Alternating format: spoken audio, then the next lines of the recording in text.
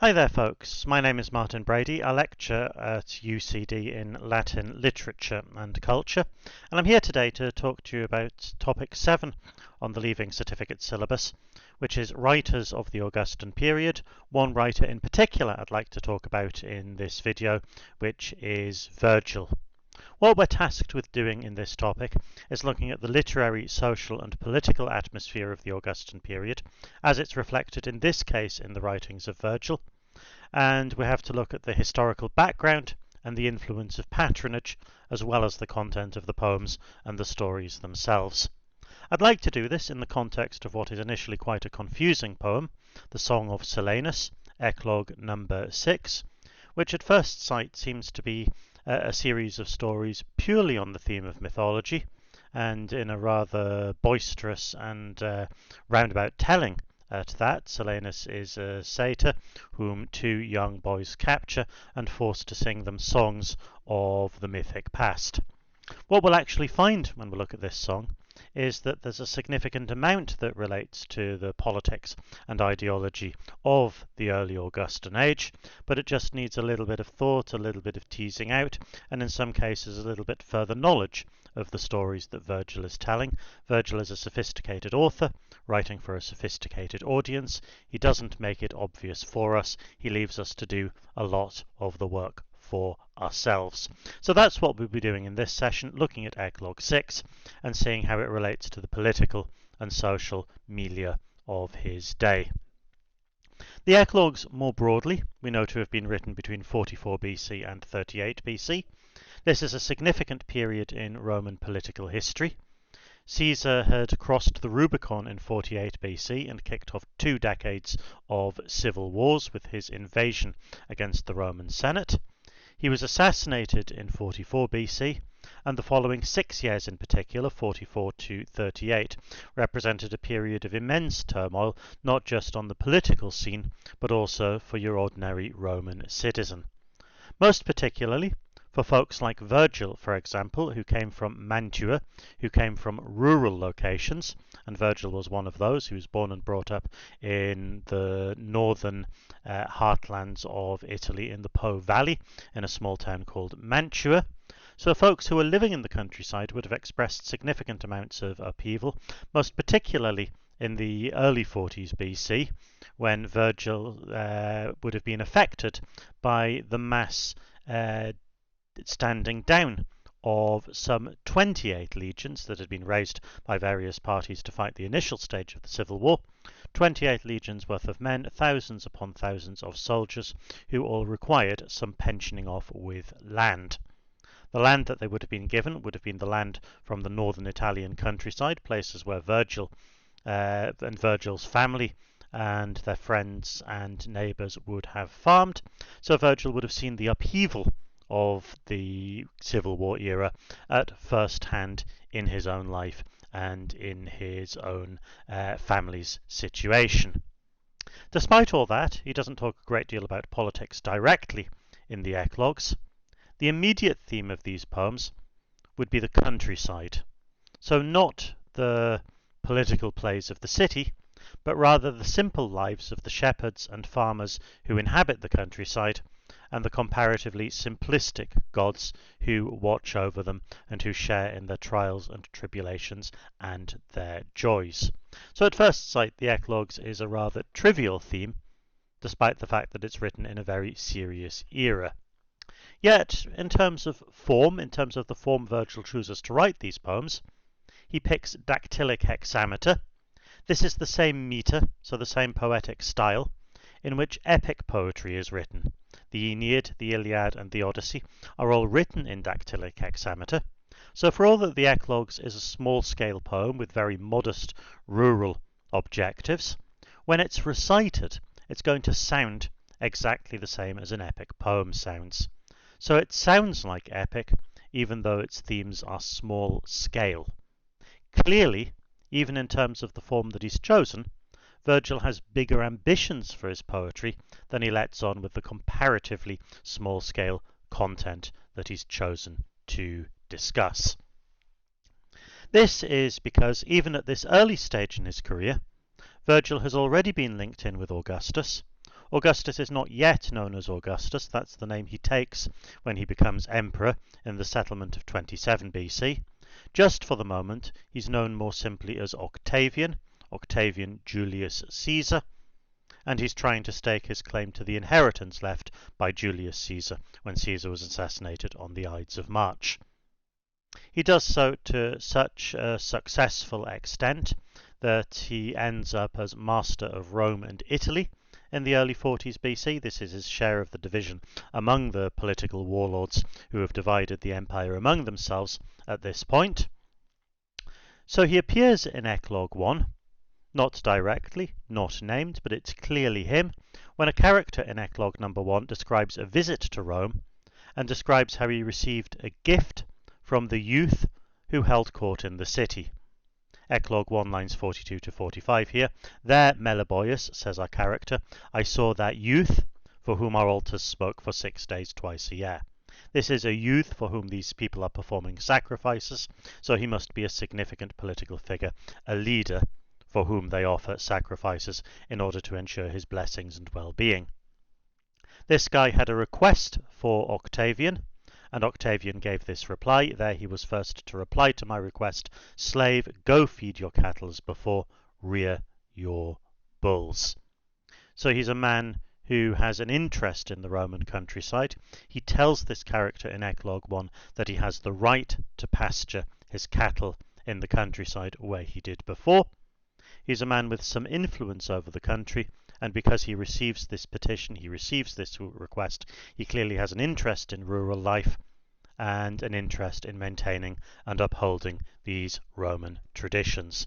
So Augustus, or Octavian as he's known, already appears in the Eclogues. Even if not directly, it's clearly a series of poems that are formed under the shadow of an Augustan influence. All of this is done through a figure by the name of Maecenas, who you may well have heard of already.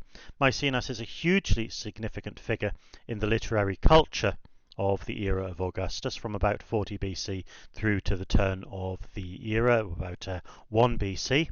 It's Maecenas who introduces Virgil to Octavian, and Maecenas who, more generally, understands the value of poets in promoting Octavian's values and virtues.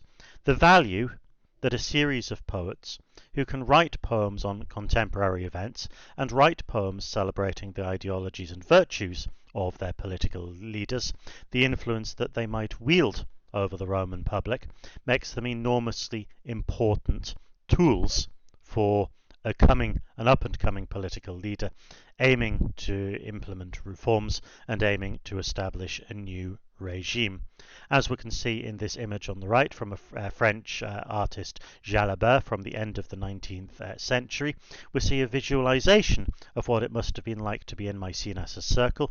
Here is Maecenas surrounded by a number of poets of that era. Virgil on the far left there, with a tablet, almost looks like an iPad, in his left hand there, and declaiming with his right hand.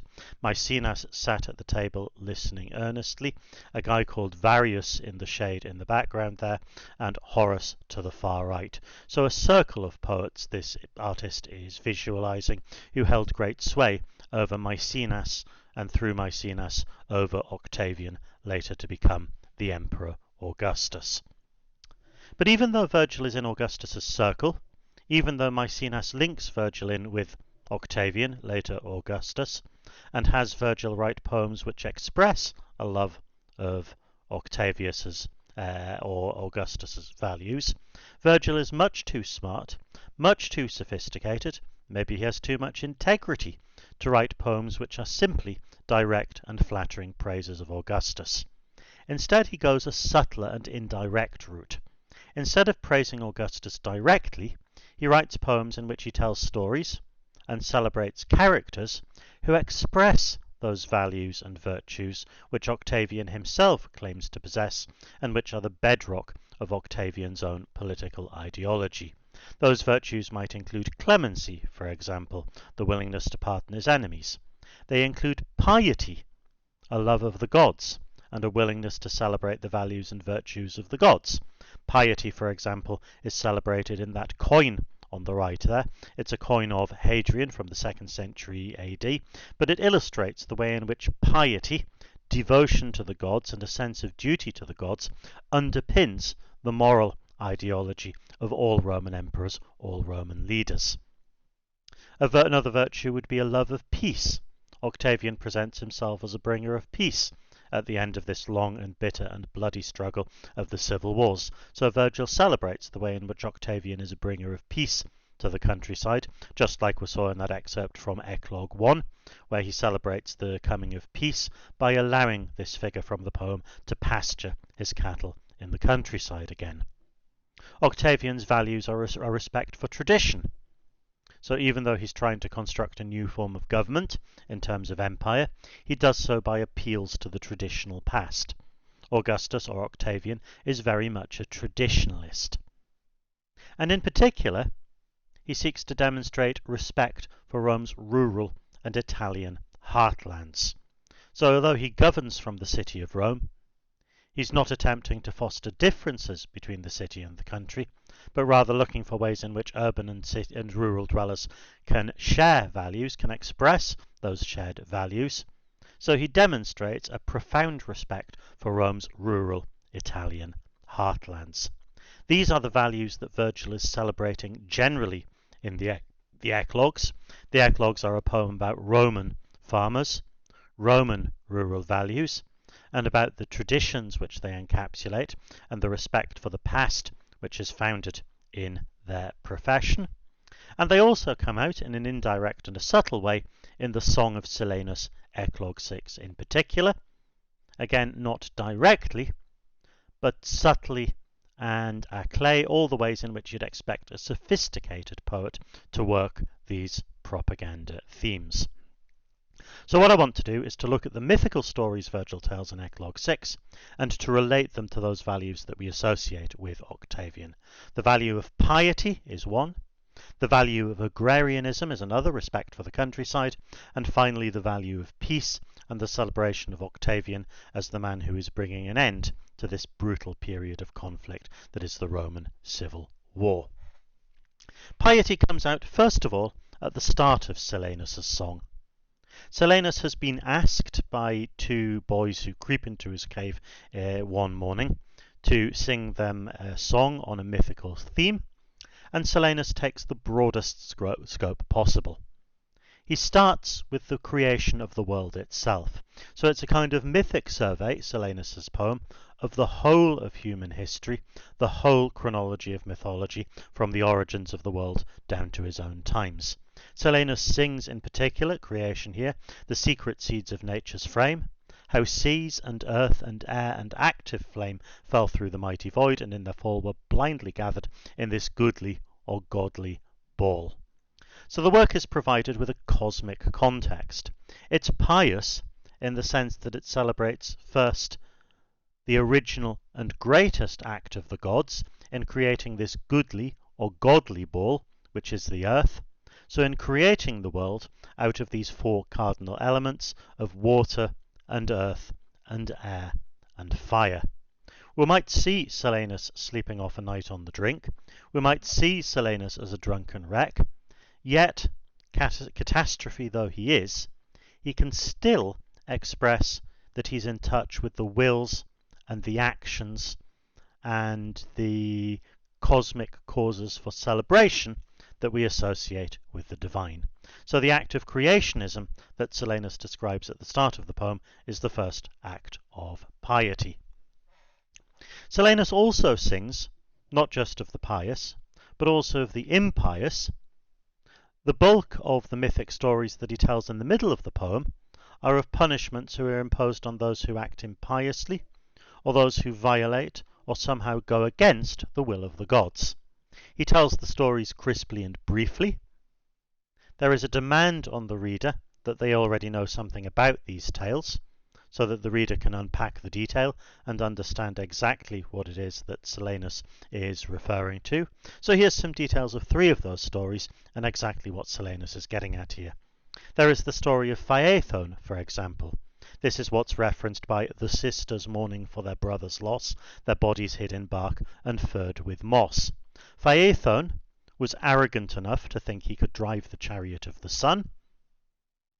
When he tried, He crashed and burned. He almost burned up the whole world in a conflagration. He was so bad at driving the chariot.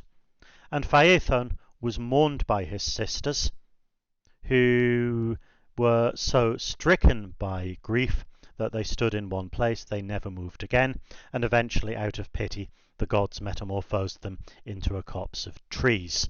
So these are his sisters, their bodies hid in bark and furred with moss, because they stood still for so long to mourn the death of their brother, who was killed because he was arrogant and impious enough to think that he could perform this job which was normally performed by the gods. There is Scylla there, the famous Scylla of the Odyssey, the monster who lives in a whirlpool. The Scylla that we see in the Odyssey is a conflation of two different stories, two different Scyllas from antiquity. But basically the heart of this story is that Scylla was a princess. She fell in love with King Minos, who was besieging her city. So she fell in love with her city's enemy. She betrayed her city in the hope that Minos would fall in love with her. Minos, I'm afraid, did not fall in love with her, and Scylla was punished for her treachery by having her lower limbs, her lower extremities, transformed into these barking dogs. She was metamorphosed into a monster. So here's another act of impiety which is punished in the poem. The last mythic story which Silenus tells is the story of Tereus and Philomela and Procne. Tereus is married to Procne, but he abducts Procne's sister Philomela and keeps her privately as his mistress without Philomela knowing about it. So that Philomela cannot tell anyone of what she's suffering, Tereus cuts Philomela's tongue out, so she can't actually say anything, she can't actually beg for help. So when this crime is finally revealed, Philomela's sister Procne describes that such an outstanding act of wickedness deserves to be punished by an act that's equally wicked in turn, without letting Tereus know that she's on to him, that she knows what Tereus has done to her sister. She makes him a dinner, which is actually their young son, who has been killed and casseroled and turned into Tereus's dinner. So as punishment for his act of impiety, Tereus suffers the consequences of another act of impiety and ends up a cannibal eating his own son. It's a grotesque story on all sorts of levels. Tereus certainly on some level got what he deserved. His son probably not so much. But in any case, this is a story, again, which celebrates piety by describing the punishment of the impious, in this case, Tereus. So piety is one major theme of the poem. But another major theme is agrarianism. Another major theme is the celebration of country life and the simplicity and virtue of rural life, in contrast to the rather more complicated lives of inhabitants of the city. For example, when Silenus performs this song, and when we see him setting up to sing at the end of the first movement of the poem, round about lines 25 to 30, we see that there's an audience of rural gods who are excited by the prospect of this performance, and they assemble to listen to him. He raised his voice, and soon a numerous throng of tripping satyrs crowded to the song, and sylvan fauns and savage beasts advanced, and nodding forests to the numbered dance. So he's got an audience not just of satyrs, but also of fauns, of these mythical inhabitants of the countryside, and even the beasts and the trees are listening to him. Silenus' song is so powerful that he gets a rural audience not just from the animals and the gods who inhabit the countryside, but even the landscape itself in the form of forests. So Silenus is presented as a man who can charm the entire countryside with the splendour of his song. We see the audience of shepherds at the end of the poem as well. Even as evening falls, even as night creeps on, and shepherds start driving their animals home, Silenus has not yet finished. And now the setting sun had warned the swain to call his counted cattle from the plain, yet still the unwearied sire pursues the tuneful strain till unperceived the heavens with stars were hung, and sudden night surprised the yet unfinished song. So we see here, first of all, again, the immense and powerful hold that Silenus has over these dwellers of the countryside. but also the way in which, in terms of our earlier theme of piety, the very cosmos, the heavens with stars, get to listen in on the song as well. So it's as if the countryside and the cosmos are made equivalent to one another. Both the country and the cosmos itself, the stars in the sky, are so enthralled by the quality of Silenus' song that they do not go about what would otherwise be their duty. So poetry is something which has a strong and powerful hold over the inhabitants of the countryside. An important subset of this theme is the concept of peace. Another thing we see in this poem and in Silenus' song is a vision of an idyllic rural landscape, a landscape which is free of warfare and conflict and the consequences of conflict, somewhere where its inhabitants are free from these cares which overwhelm contemporary Romans, and so have free time to spend on song, on culture, on the arts of peace, rather than the arts of war. And Virgil expresses this very artfully in Eclogue 6 by using military decorations and prizes as metaphors for the actual prizes that are awarded in this poem, not to those who are successful on the battlefield, but to those who can sing or perform poetry in very high quality. For example, when we stumble on Silenus in his drunken hideout at the start of the poem, we see that his empty can with he is half worn away was hung on high to boast the triumph of the day. So his headgear that he was wearing at the party last night, this is like the headgear that a Roman general wears at a triumph, but it's a triumph of poetry rather than a military triumph. The two kids who are looking for a song from Silenus invade his cave, almost as if they were soldiers invading the territory of an enemy. So again, this is a military metaphor, but expressed in more peaceful purposes. And they take his garland and unstring it and bind his hands. The garland there is expressed as something equivalent to the kind of garland that a soldier might wear as a prize, as a medal, as a reward for deeds of endeavour on the battlefield. One very good example would be the Roman military decoration of the civic crown, which was a wreath made out of oak leaves, and which was awarded to any soldier who had saved the lives of his fellow citizens on the field of battle. So in this image on the right here, we see a portrait bust of Augustus wearing his civic crown. Augustus was awarded his civic crown, a military garland, in reflection of the services he performed by saving Roman lives from the civil war. Similarly, Silenus wears a garland, but it's a poetic garland. It's not awarded for military achievement, but rather a reflection of his success as a poet and as a party-goer. So military life does not exist in reality in the world of Silenus and the world of Eclogue 6.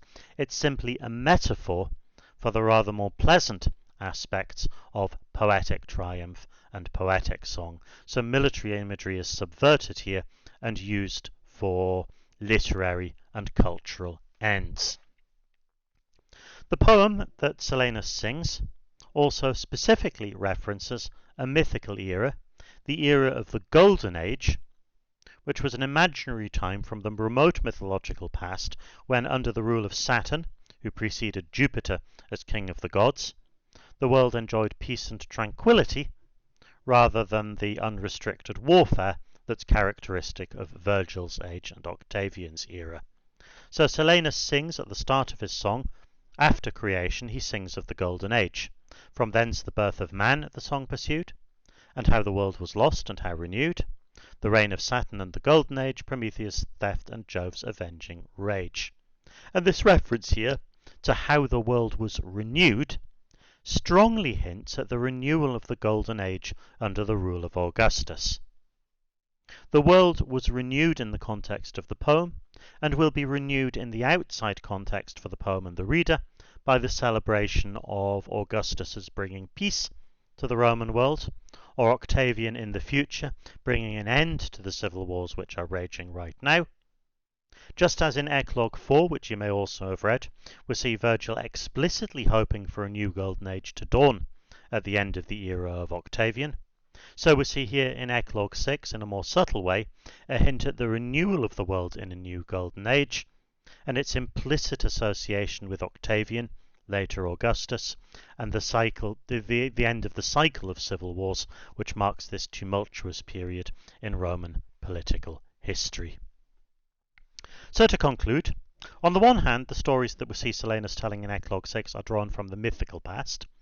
In that sense, like all stories from myth, they're certainly interesting, entertaining, worth telling and retelling in their own right. But we did see that his telling of these stories demands a lot of effort from the reader. We did see I needed to gloss a few of those stories for you there, to give you a bit more detail, to see what Virgil was getting at with the stories of Phaethon and Tereus in particular. So we see that he's writing for a learned readership, which will already have some basic knowledge of the stories that he's now able to tell in details which demand a certain amount of effort and knowledge from the audience that he already has. So if he's writing for a sophisticated readership, we'll understand that that same sophisticated reader will get what he's doing here. Will get that while the poems don't reference Augustus particularly here, we do see in a more subtle sense that the Song of Silenus celebrates the values which Augustus is looking to bring back to Roman political life. The value of piety in his respect for the gods and his construction of the cosmic background of the poem.